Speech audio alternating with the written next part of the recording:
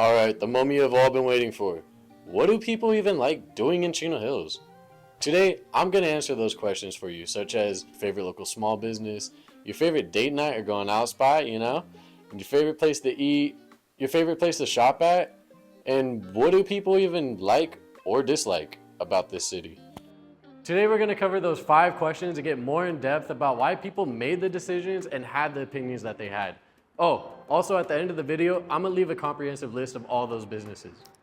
I surveyed 50 people here in Chino Hills, and while not everybody answered every single question, they still gave pretty good insight into everything that they had to say. Anyways, let's get into it. First, let's cover the small businesses in Chino Hills.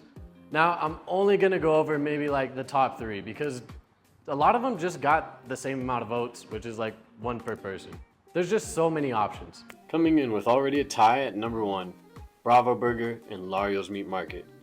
Bravo Burger most likely winning people over with their huge and delicious breakfast burritos that I highly recommend, and Lario's having everything you need for those summer barbecues while also giving them plenty of flavor. Second place, we got Pizzaioli, I think I said that right, which is technically on the Chino side of the Chino Hills border, as we'll find out with a lot of these businesses I will probably list here. And with a 3-way tie at third, we got Roscoe's, Chino Hills Pizza Kitchen, and Chino Hills' very own Farmers Market. And here's all the honorable mentions. Next topic, the people's favorite date night / going out spots. Coming in at number 1, we have getting food and catching a movie at Harkins. Second, we got Yard House, and last but not least, we got Wood Ranch. And here's the rest of these honorable mentions.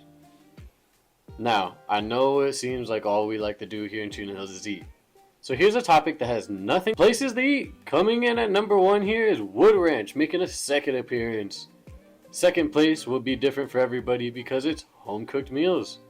You know, that might have been due to everything being so expensive lately, and going out is, well, costly and more than just expenses.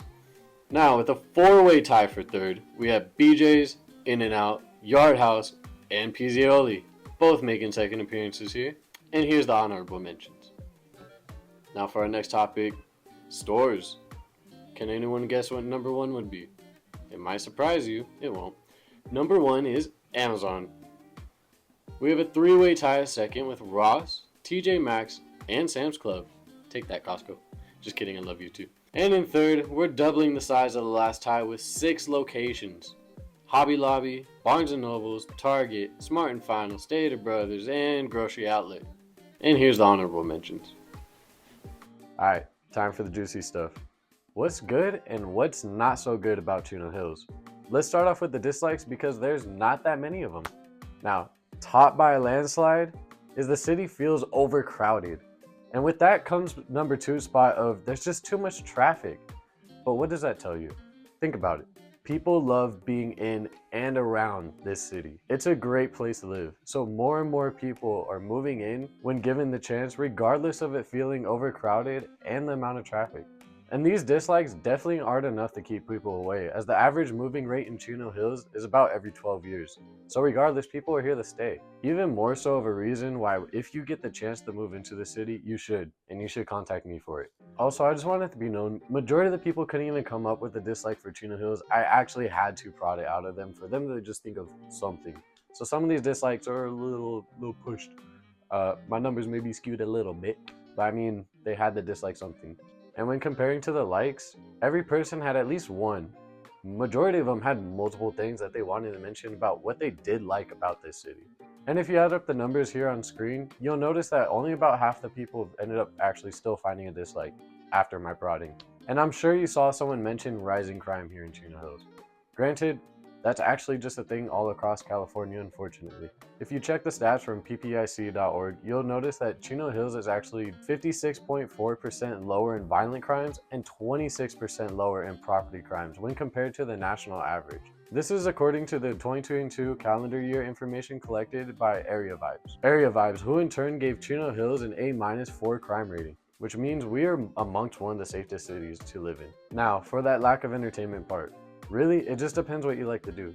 If you're a night person going out and like type of guy, type of person, I'm sorry, that's just not the type of city that we got.